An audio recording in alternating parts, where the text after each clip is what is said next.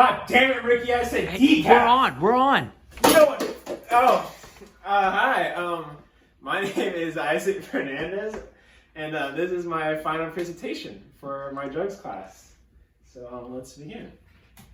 So I want to dive a little more into legal issues regarding drugs, and so I thought I'd give a quick history lesson about Pablo Escobar. So a little quick recap. Cocaine is made from coca leaves, and coca leaves can be found in primarily South America. They like that region where it's a little more tropical. And so here, this image is from the United Nations. And you can see here that cocaine trafficking from the Andean region, which includes Colombia, is a major export into the United States. And the DEA actually estimated that 92% of all coke in the United States is from Colombia. And so what does this mean for the United States? Well, in the 1980s, the DEA announced that it was a crack epidemic. And so an estimated 4.2 million admitted users rose to 5.8 million users.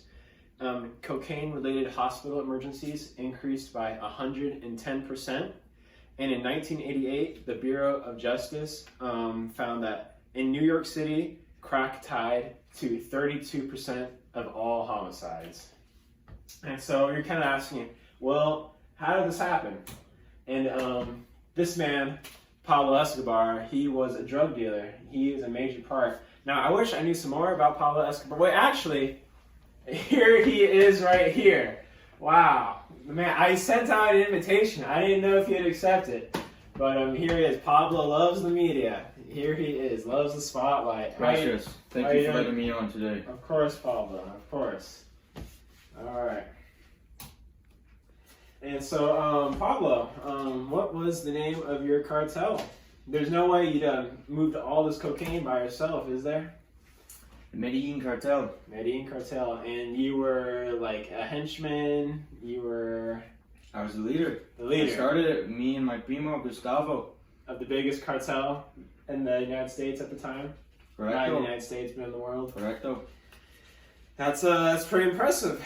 The Medellin Cartel, it's estimated that they moved 15 tons of cocaine into the United States every day. If you don't know how much a ton is, it's approximately, it is 2,000 pounds. This is a ton of cocaine right here. And these bricks of cocaine, I originally had 5 pounds of oatmeal, but we kind of ate through it here in the house. So now I have about a size of a cocaine brick, and so this is just one, and a whole ton consists of many more cocaine bricks. Let's see here. And so all the weight that Pablo was moving into the United States made him about $420 million a day. And that put him on the Forbes list for 7 years in a row, and the Forbes list of international billionaires. So I guess the Forbes list doesn't really care about how you get your money, just if you do get money. So Pablo, you're moving all this money, moving all this cocaine in Colombia. How are you able to do it without anybody catching you? Plata o plomo. So plata, that means silver. So on the Medellin Cartel, they would give bribes out to people. And if bribes didn't work, plomo, silver, or lead, I mean. The Medellin Cartel, they had no boundaries. They killed men, women, children, and the elderly. Bombs, drive-bys, they knew no bounds.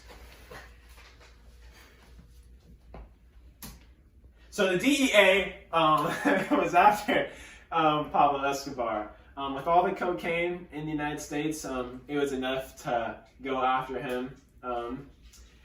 And so Pablo Escobar, he struck up a deal with the Colombian government to not be extradited. Extradition would mean Pablo Escobar, if he was caught, he'd be sent to the United States, and he had to serve jail time there, where briberies would not work, and he wouldn't be able to kill anybody there. So he struck a deal to make his own prison, La Catedral, where he would stay. And Pablo, why don't you tell me about La Catedral? What were some of the amenities at this prison? Some of the rules? There were no rules. Mi familia is there. Tata. All my henchmen. We had a great time. But we had to serve time because of the Colombian government.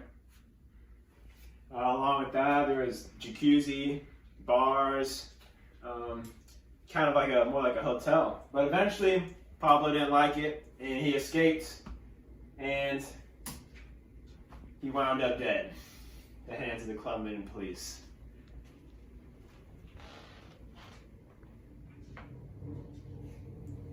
Muerto.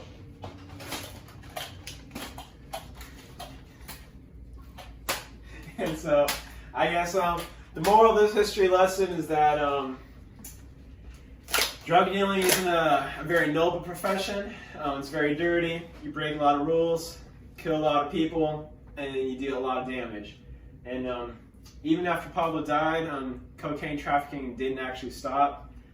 Just new cartels took Pablo's place, and cocaine trafficking is still going on strong to this day. And this is my reference list here.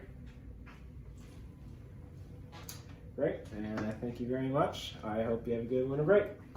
Gracias, Don Isaac. Gracias. Gracias.